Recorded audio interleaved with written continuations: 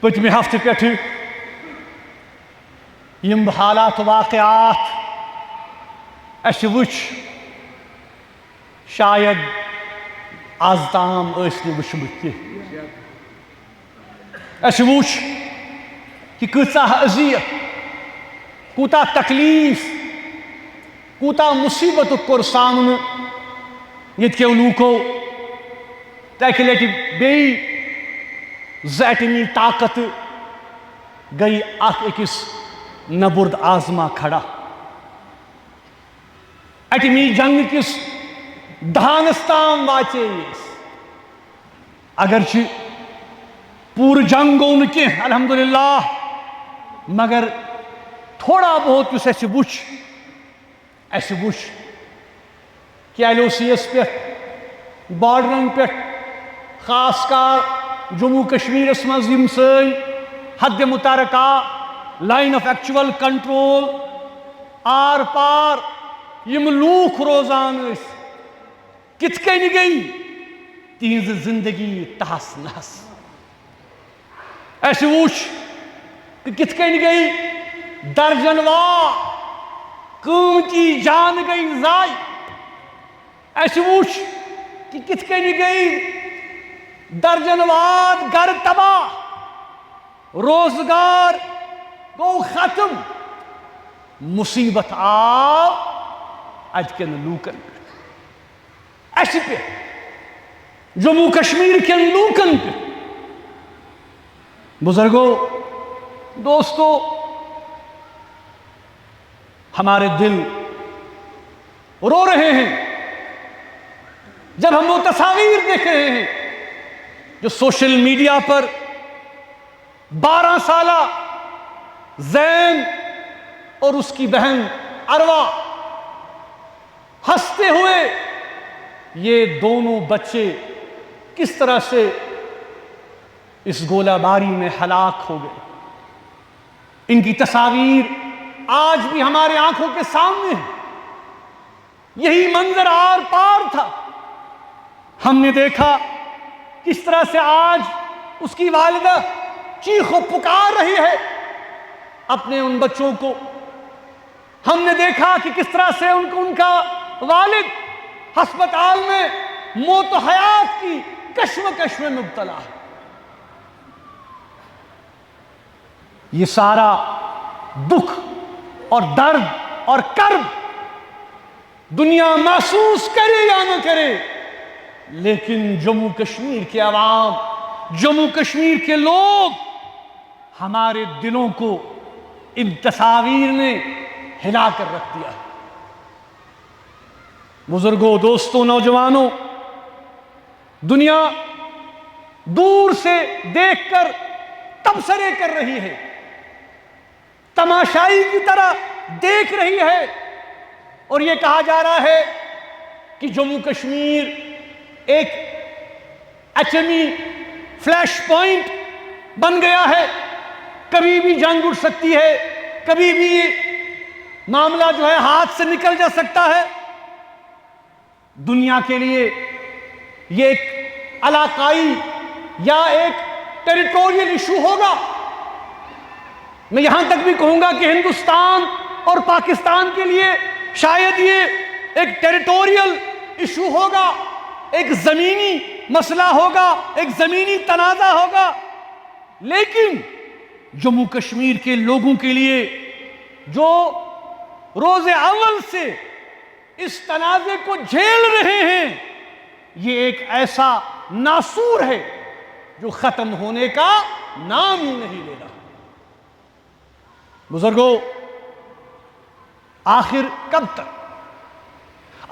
کب تک ہم اس انپریڈکٹیبل سچویشن میں، اس غیر یقینی صورتحال میں رہیں گے؟ ہر کوئی کشمیر کے بارے میں بات کر رہا ہے، لیکن کشمیریوں کی کوئی بات نہیں کر رہا.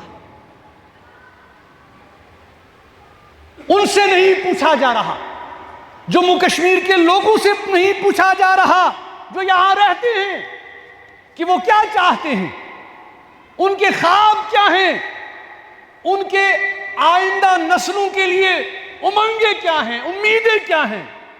کیا ہم کبھی سکون دیکھ پائیں گے؟ کیا ہم کبھی امن دیکھ پائیں گے؟ کیا ہمارے زخم کبھی بھریں گے؟ کیا یہ تنازع کبھی حل ہوگا؟ یہ ایک بہت بڑا سوال پیدا ہو گیا ہے۔ ایک ہر ایسے واقعہ کے بعد ہم دیکھتے ہیں کہ مسئلہ اور پیچیدہ ہو گیا ہے۔ فوجی برتری دکھانے کی جو پالیسی ہے وہ صرف اور صرف تباہی لا سکتی ہے، جسے ہم انگریزی میں ملٹری ون اپ مین شپ کہتے ہیں۔ اس سے ہمیں کیا حاصل ہوگا؟ جیسا کہ ہم نے دیکھا کہ اس کا فائدہ کون اٹھا رہا ہے؟ اس کا فائدہ وہ ایجنسیز اٹھا رہی ہیں، وہ فرمیں اٹھا رہی ہیں، وہ انسٹیٹیوشن اٹھا رہے ہیں جو ہتھیار بناتے ہیں، جو جہاز بناتے ہیں، جو تباہ کن سامان بناتے ہیں۔ اور آج اب ہم دیکھ رہے ہیں کہ دنیا میں کشمیریوں کی مصیبت کی کسی کو نہیں پڑی ہے، لیکن یہ بحث چھڑ گئی ہے کہ کس فوجی طیارے کی کمپنیاں شیئر بڑھ گئے ہیں، کس کے اتر گئے۔ انسانی قدروں، انسانی جان اور انسانی اقدار کی کسی کو فکر نہیں ہے۔ بزرگوں، دوستو، آج فائدہ ان ایجنسیز کو ہو رہا ہے، آج فائدہ امن کو نہیں ہو رہا۔ کشمیری سوچنے پر مجبور ہیں کہ کیا بھارت اور پاکستان واقعی امن چاہتے ہیں یا ایک دوسرے پر سبقت چاہتے ہیں؟ ایک دوسرے پر ملٹری ون اپ مین شپ کی دوڑ میں دونوں شامل ہو چکے ہیں۔ جہاں تک جموں کشمیر کا تعلق ہے، جہاں تک یہاں کے عوام کا تعلق ہے، یہاں کے عوام، جموں کشمیر کے عوام جنگ نہیں چاہتے، جموں کشمیر کے عوام امن چاہتے ہیں، ہم حل چاہتے ہیں، ہم مسائل کی طوالت کو نہیں چاہتے، ہم مسائل کا حل چاہتے ہیں۔ ہم دلی امید کرتے ہیں کہ دونوں ملکوں کے ڈی جی ایم اوز نے جس طرح فیصلہ کیا کہ سیز فائر کو بڑھایا جائے 18 مئی تک، جموں کشمیر کے عوام کا یہ متفقہ مطالبہ ہے کہ 18 مئی تک نہیں، اس سیز فائر کو پرماننٹ بنیادوں پر کیا جائے، تاکہ امن ہو، تاکہ شانتی ہو، تاکہ جموں کشمیر کے لوگ امن و آشتی سے رہ سکیں۔ حیرت اس بات کی بھی ہمیں ہوتی ہے کہ اگر D G M Os phone اٹھا کر آپس میں بات کر سکتے ہیں تو کتنے افسوس کی بات ہے کہ ہندوستان اور پاکستان کی قیادت کیا آپس میں بات نہیں کر سکتے؟ آپس میں ایک دوسرے کے ساتھ انگیج نہیں ہو سکتے؟ اس کے علاوہ اور کوئی چارہ نہیں۔ لیکن افسوس، یہ ایک ایسا سچ ہے کہ اگر آج ہم اس سچ کو بولیں گے تو ہمیں ملک دشمن ہونے کا لیبل لگایا جاتا ہے۔ یہ کتنی حیرت کی بات ہے، یہ کتنے افسوس کی بات ہے کہ جو لوگ جنگ کی بات کرتے ہیں، جو لوگ تباہی کی بات کرتے ہیں، جو لوگ میوچول ڈسٹرکشن کو انشور کرنے کی بات کرتے ہیں، وہ آج کے دور میں نیشنلسٹ ہیں۔ لیکن جو لوگ امن کی بات کرتے ہیں، انگیجمنٹ کی بات کرتے ہیں، ڈائیلاگ کی بات کرتے ہیں، ریزولوشن کی بات کرتے ہیں، وہ اینٹی نیشنل ہیں۔ یہ کتنے افسوس کی بات ہے، یہ سوچنے کا مقام ہے۔ ہم صرف دعا کر سکتے ہیں کہ اللہ تعالیٰ بر صغیر کی قیادت کو، جنوبی ایشیا کی قیادت کو، یہاں کی جو ہماری قیادت ہو، ان کو عقل دے، ان کو شعور دے، تاکہ وہ ان معاملات کو سمجھ سکے۔ آخر پر میں ان تمام خاندانوں کے ساتھ دلی تعزیت کرتا ہوں جنہوں نے اپنے لخت جگر کھو دیے اس جھڑپ میں بلا وجہ. کسی کو کچھ حاصل نہیں ہوا، بلا وجہ انسانی جانوں کا اتنا زیادہ زیاں.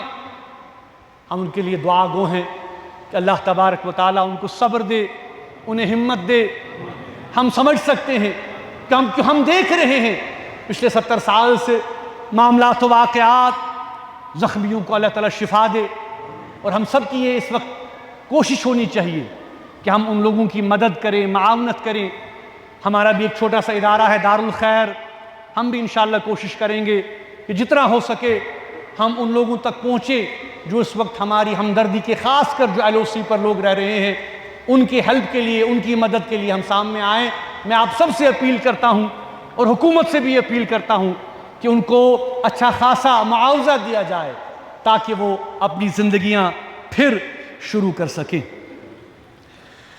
میں یہ بھی کہنا چاہتا ہوں کہ جیسا کہ آپ کو پتہ ہے کہ جموں کشمیر عوامی ایکشن کمیٹی پر پابندی عائد کر دی گئی ہے، اور ہم نے یہ فیصلہ کیا ہے کہ ہم اس کو اپنے طور سے، سیاسی طور سے اس مسئلے کو، اس پر جو ہمارا نقطۂ نظر ہے، ہم اپنے طریقے سے اس کو چیلنج کریں گے.